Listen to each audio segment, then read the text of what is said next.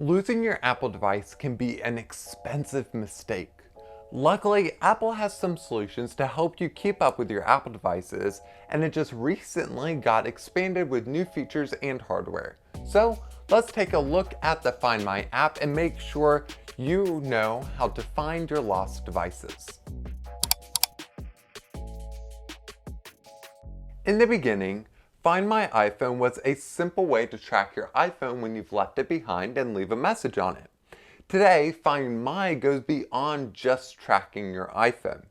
Now you can track your iPad, Apple Watch, AirPods, Beats, Mac, and more. The only problem is, most of these devices don't have a cellular connection. So, how do you securely track a device that was left behind and has no way of connecting to the internet? I don't know. But Apple managed to figure it out. And in April 2021, Apple launched the Find My network and allowed third parties to take advantage of the crowdsourced network of hundreds of millions of Apple devices to locate other missing things.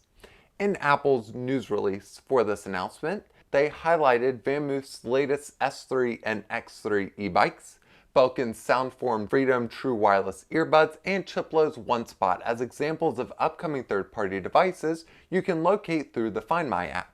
If you're familiar with Tile, Apple's modern Find My network works the same way, just on a much larger scale thanks to the ubiquity of Apple devices and the rollout of the Find My network. Here's how it works. Every Apple device for the past 15 years has had Bluetooth built in and is automatically enabled. This wireless connection is constantly broadcasting and looking for new connections. On Apple devices, that Bluetooth connection is also broadcasting an encrypted anonymous key that gets accepted by other Apple devices and is used to relay the location of your missing device back to you. Apple claims, quote, "The entire process is end-to-end encrypted and anonymous. No one else, not even Apple or the third-party manufacturer, can view a device's location or information." This comes right after Apple announced their latest product, the AirTag, their competitor to the Tile, a similar object tracking device that's been around since 2014. And let's stop and take a look at the Tile for a bit.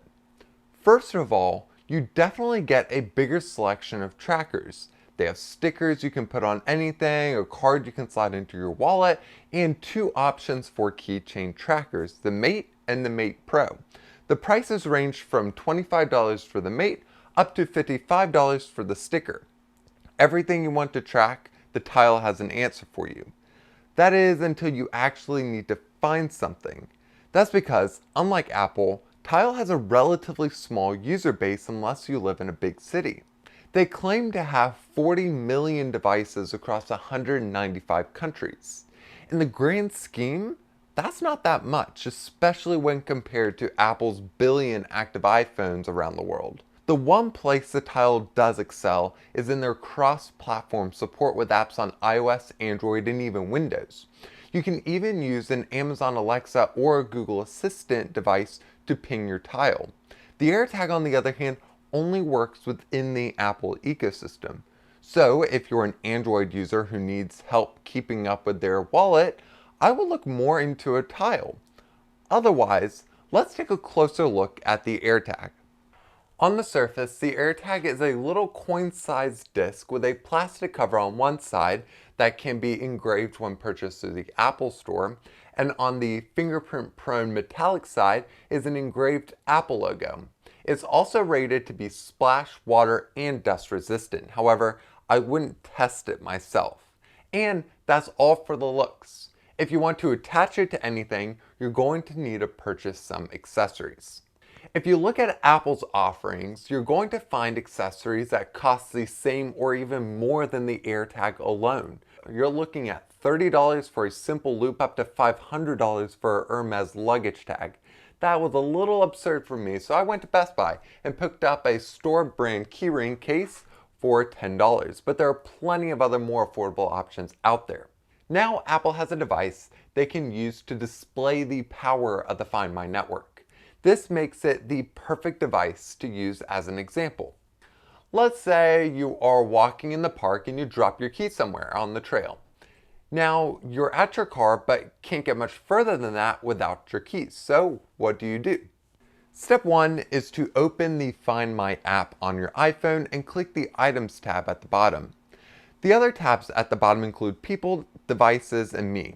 The People tab is where you can track other people who have given you access to their location. This information used to be in the dedicated Find My Friends app.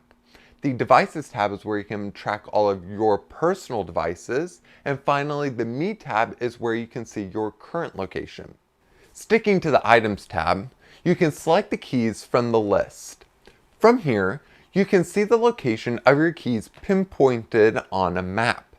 Since your AirTag is likely no longer in range, the location shown is the last place it was connected to your device and is a good place to start looking. When you get close, you can try playing a sound to see if you can hear it. Or, if you have an iPhone 11 or newer, you can use the Find feature, which will point you in the direction of your keys. Also, while here, you may want to look into enabling notifications. So if you ever leave your AirTag at an unspecified location, which you can add by clicking on the submenu, you'll be notified on all your other Apple devices. If you found your keys, great. Otherwise, it's time to put your AirTag in lost mode. This way, anyone can tap their phone on your AirTag and know how to contact you. Then, thanks to the Find My network, anytime your keys cross paths with another Apple device, the location of your keys will be updated. This brings us to the privacy features of the AirTag. I think this goes without saying, but the AirTag is designed for tracking objects, not people. So Apple has added some safety features in an attempt to deter users from using an AirTag for unethical use cases. For one thing, if the AirTag has been away from its owner's iPhone for an extended amount of time, an alarm will sound and nearby Apple users will get a notification that there is an active AirTag near them. In general, when someone taps their phone on an AirTag and goes to Apple's website, there's a link at the bottom of that page that takes you to a support page detailing how to disable the AirTag. Also, Android users can install Apple's tracker direct from the Google Play Store, which will find nearby AirTags. But you do have to run the scan manually.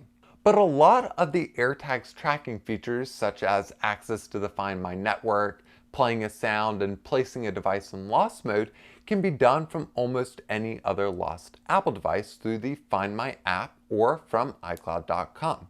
So that's the Find My app, network, and the AirTag. This puts on display how Apple can flip a switch overnight and be able to use their billions of devices across the world to help you track down yours. Thanks for watching.